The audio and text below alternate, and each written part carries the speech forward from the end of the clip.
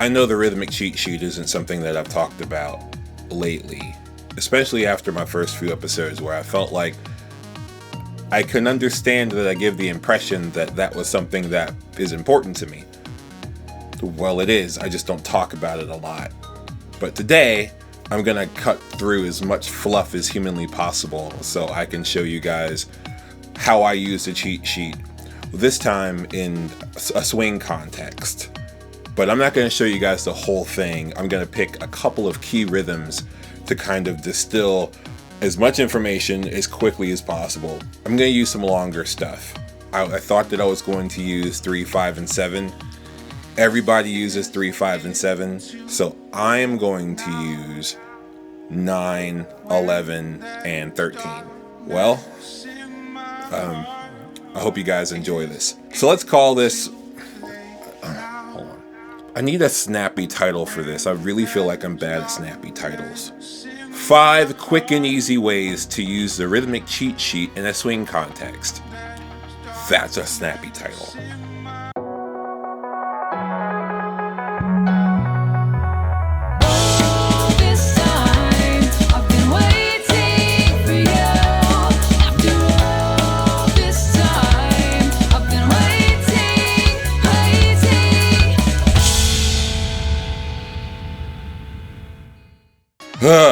First, though, I think that I probably need to catch you guys up because it's been one video.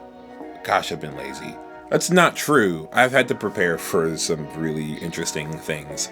Like, I played this thing called the Voodoo Orchestra, which was, well, we played the music of Miles Davis's Bitches Brew, and it was an interesting time. I had friends in the band. I had the esteemed and highly acclaimed Charlie Hunter, and I keep saying I, even though it's not mine, it's Bobby Privett's band. And so he is a conductor slash musician that he used to put on this show a lot, and he hasn't done it in a while, and apparently he got talked into doing it in Greensboro, North Carolina, and we did it at the Crown, the Carolina Theater in Greensboro, to a sold-out crowd who loved it, and it was a really surreal and unique and really uplifting experience. I've never really done anything like that before, but I hope I do more stuff like that in the future. There's still, to my knowledge, isn't video available of that performance. Once I track that down, I'll definitely tell you guys where to find that. But that's not the only bit of news here. This is something else that I've been putting off.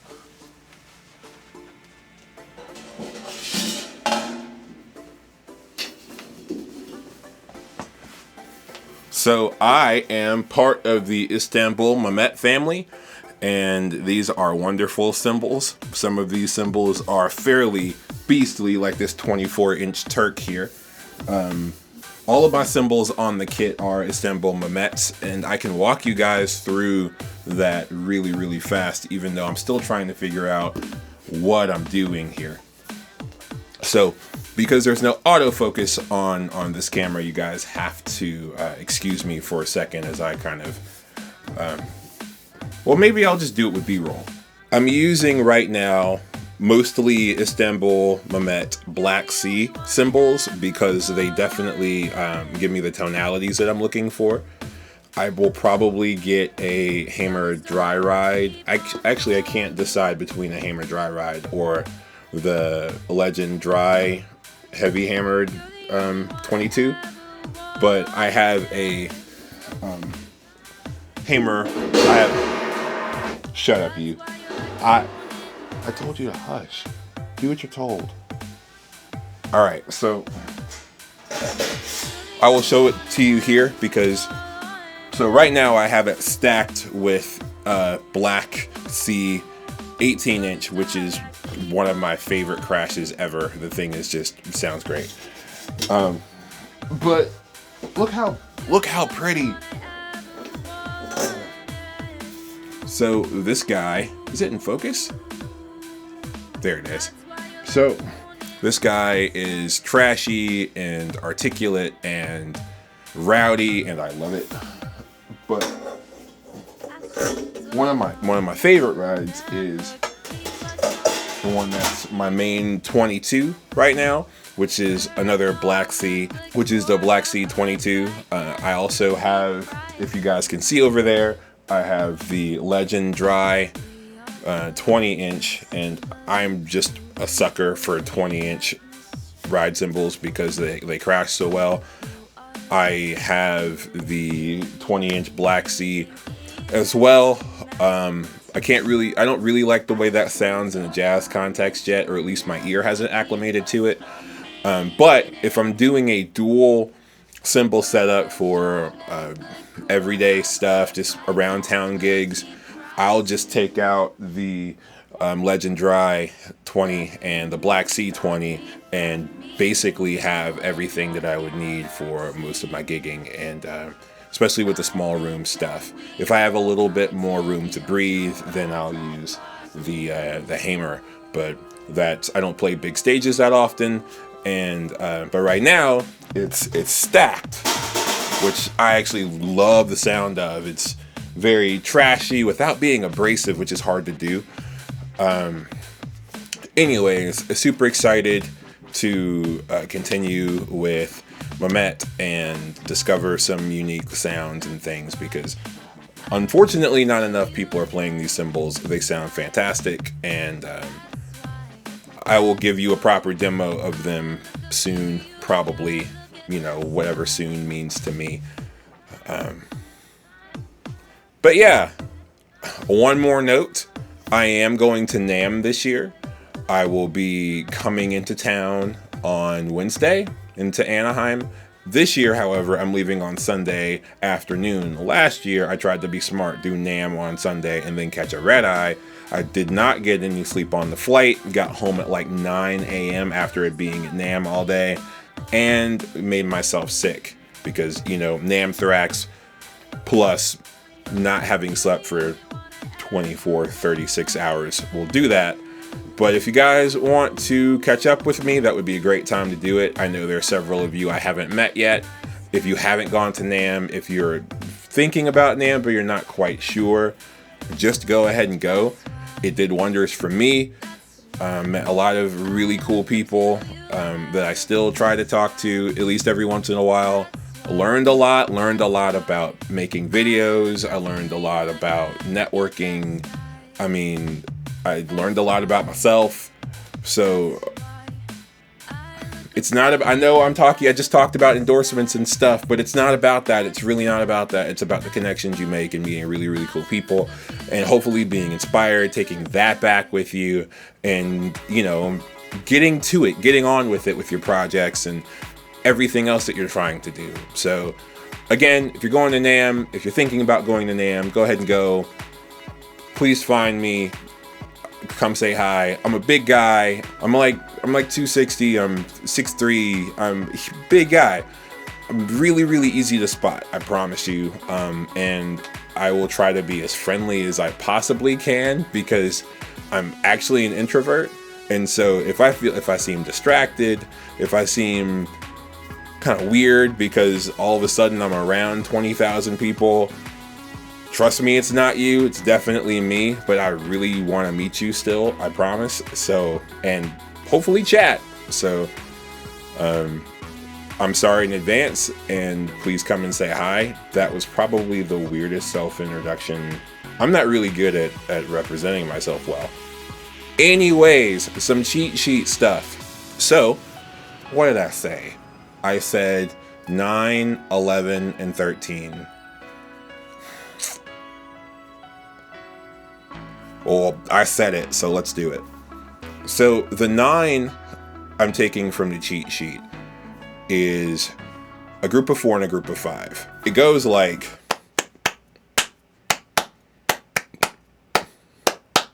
that's the rhythm. If you swing that, if you don't know how to swing something, or you don't know what swing is, gosh, this always sounds rude. I haven't said this in a few videos. This is a fairly intermediate thing, and I know that some of you find my content, and I know that hopefully you guys find it entertaining. But if anything, if you don't understand something, there are tons of beginner content on the internet. Unfortunately, this isn't that. Or at least I don't think it is. Maybe all of this stuff is beginner and I'm just putting myself on a pedestal. But if I don't present a specific piece of information that you need to fill in the blanks, don't freak out. Take notes. Try to fill in those. The internet is a wonderful place, right? If you don't know how to swing something, you don't know what that word is, type in swing rhythm, swing conversion, whatever you have to do into Google or YouTube and find it, and then come back and we'll be on the same page together. That's a weird diatribe when I could have just explained what swing is, but this is not going to be the last time that I'm probably going to bring up something that you don't know, or at least some percentage of you don't know. So consider that. Anyways, again, weird tangent. So swung, the 9 sounds like this.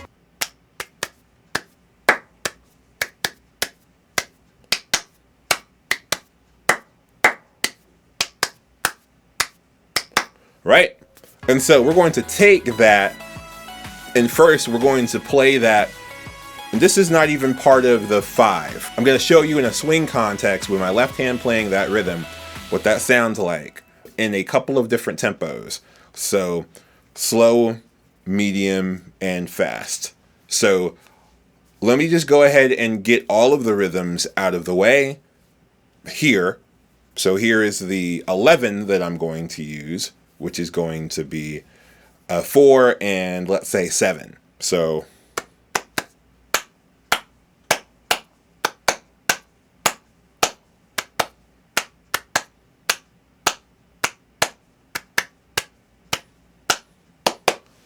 and the 13, which is going to be 2 5s and a 3.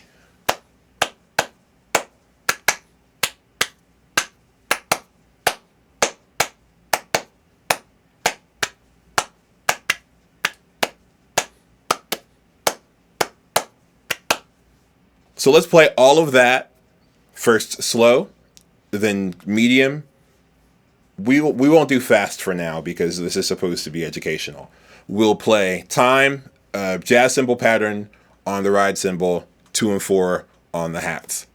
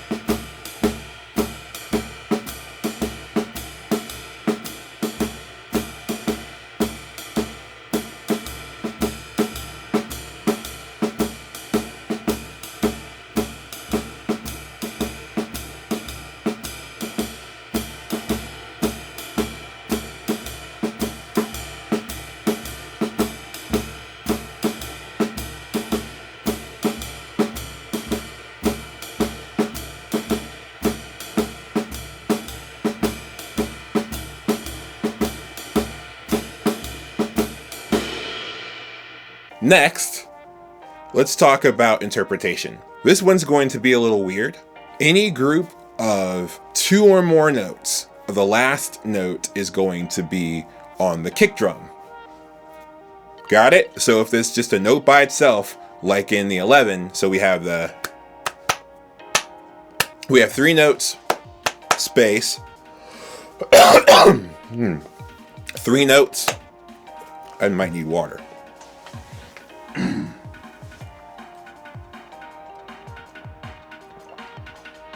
So we have 3 notes, space, 1 note, space, 1 note, space, 2 notes, space.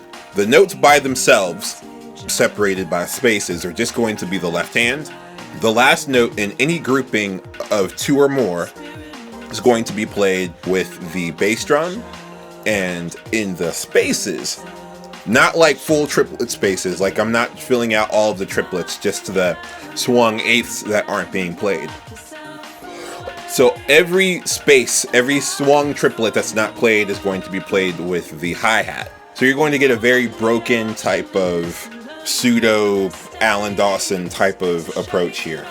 It's actually not. I derived all of that stuff from when I learned syncopation that way, and you'll see why in a minute. But here are all those: first 9, then 11, then 13.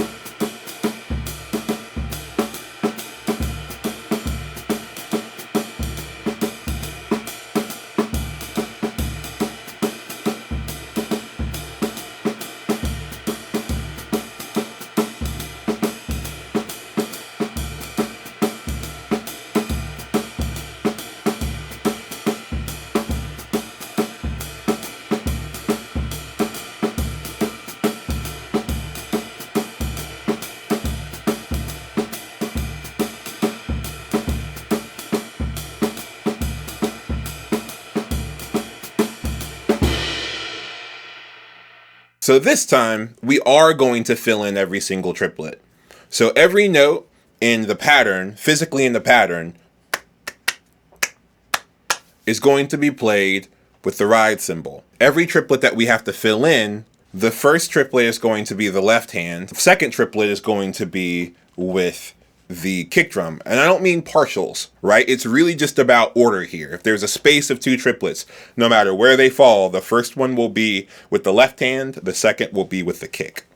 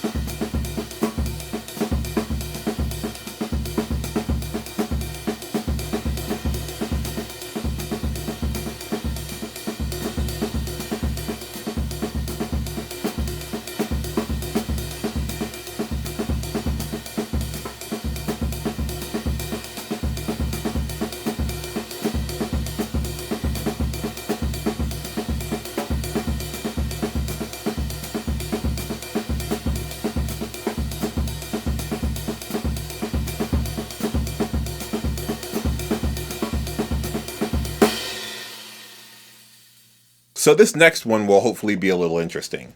So let's take all of that stuff and just outline them as flams. So now we're going to play alternating flams. Wherever those triplets fall, that's going to be a flam. This is a great way to kind of check on your flams or to work on your flams because it's a lot. It's a lot.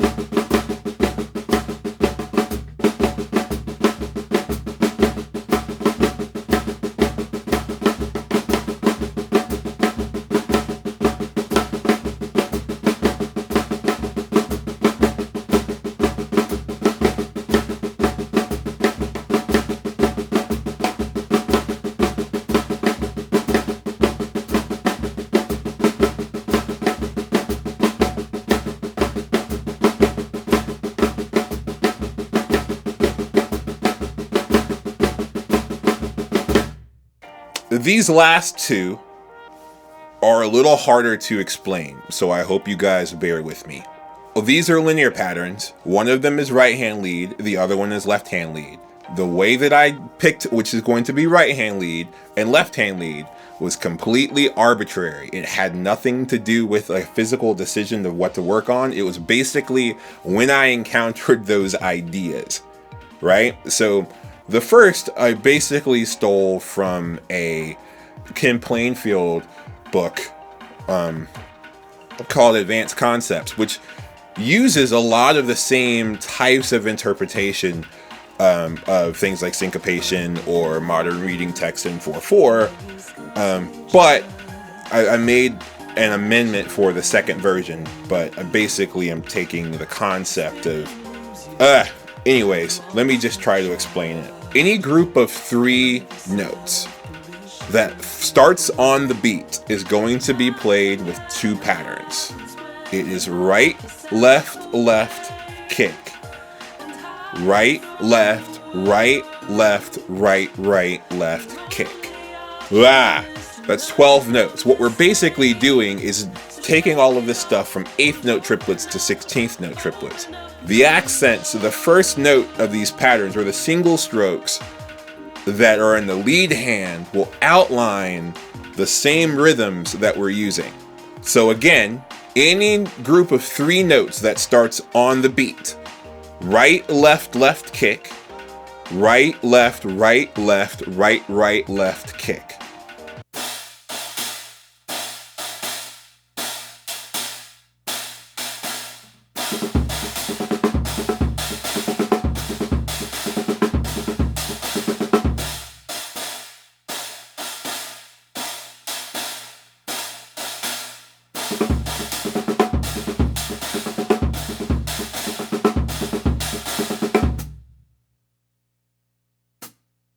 ones that don't start on the beat but are 3 notes, it's right, left, left kick, right, left, left kick.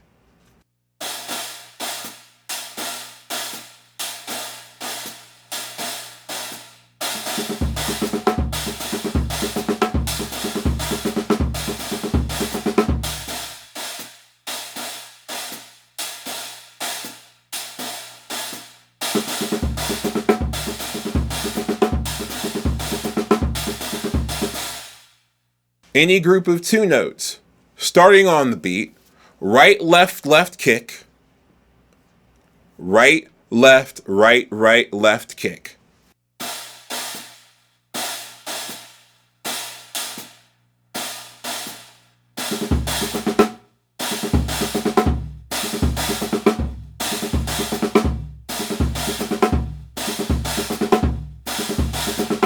Off the beat, right, left, left kick.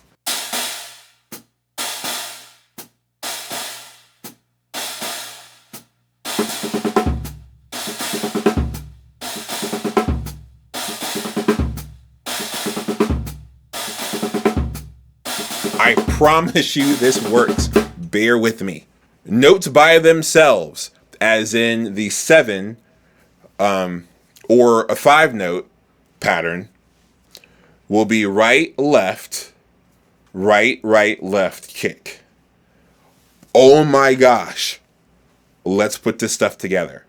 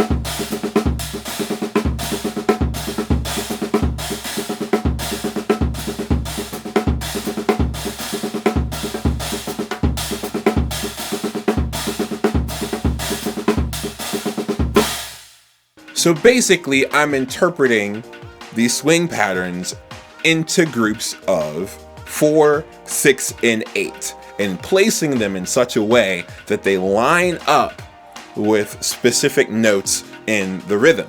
You could also do this with syncopation. I'm not going to show you how, because you can just buy advanced concepts and learn it there, or, you know, reach out and take a lesson with me. That works too. It's just a lot to explain, even in a longer video. But as you can see, it all works. Now I'm going to flip it all around and basically take the same approach and use patterns that I've really only been working with for about a year, such as left, left kick, left, kick, and left, left kick. Basically, all of the patterns I watched people like David Kola and Justin Scott do for the past year. I mean, others, Adam does it, and Forrest does it. Everybody does it.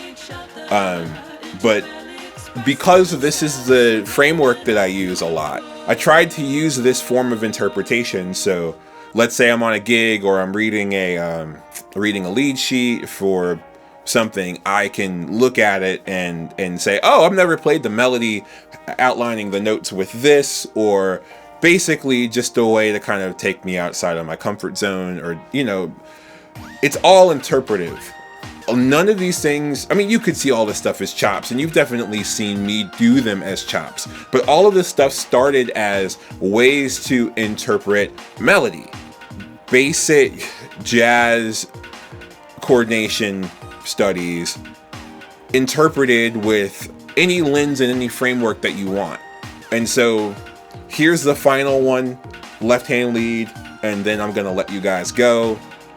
I was going to have a whole other segment about communication on the internet, but I need to kind of make sure all my stuff is together for that. I definitely don't want to be reactionary. I have something to say, but every time I feel like I have something to say about it, it's just me reacting to something that I saw, and I definitely want to be above reproach when I put my thoughts together on like that. And I'm definitely not going to be, right? Nobody's perfect, but I feel like there are pure reasons I want to do it, not just reactionary ones. And so I can't really put a date on when that is coming. So with this, I'm going to let you guys go. And I hope you guys got something out of it that you can use. If you have any questions, any quick questions, you guys can message me. Any questions that are, you know, multiple lines of things that you really should be paying me or a local teacher, because guys, support your local teachers. I understand that Skype is a thing. If you live in a music desert, I understand why you need to reach out and take Skype lessons with people. But if there are experts, there are people in your area, because there are, you know, thousands, tens of thousands of us. We're musicians, we're everywhere. Reach out and support your local teaching economies. Because, you know, I'm a person, you could talk to me, right? But in this format, I'm a ghost, I'm a shadow, I'm a reflection, right? And so none of us can be people, because even when I'm done with this is only going to be a mirage, right? You need feedback, and you need someone that can interact with you in the moment, whether it's Skype or online in some facet, or again, right in your hometown. I don't think there's anything that can really, really replace somebody being right in front of you. And I know that we all try to do it. I even feel like a hypocrite saying go support your local people, and also still saying reach out to me for Skype. Your decisions are your own. I can't affect that, but there's my spiel. I'm here making my case, but I'm also making my case for your guy at the local music store that is may or may not be worth his salt. You don't know until you actually go check him out, right? So with that, I'm done.